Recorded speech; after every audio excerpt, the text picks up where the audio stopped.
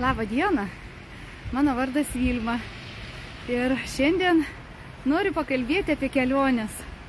Kadangi šiandien yra sekmadienis ir turbūt visi žinot ir daugiausia gal taip ir darot, savaitgaliais kažkur tai keliaujat.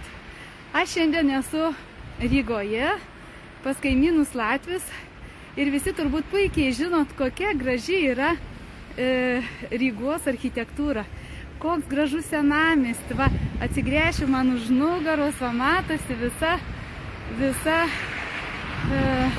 gatvelė, su visa architektūra. Yra nuostabus laikas, visi turbūt norit pamatyti ir turbūt esat ne vienas čia atvykęs jau. Turbūt esat aplankę ir čia norisi dažniausiai sugrįžti.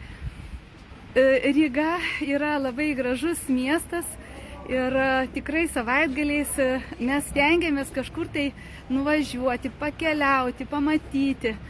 Nes kai žmogus važiuoja, keliauja, labai praturtini save.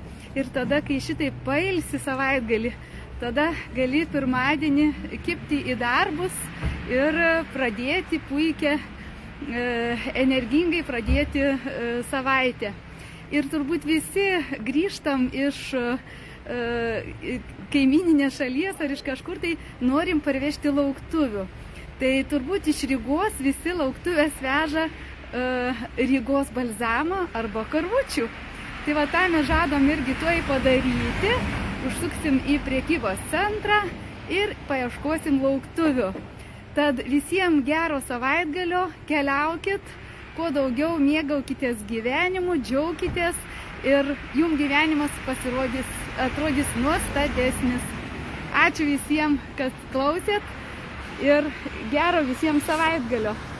Ate!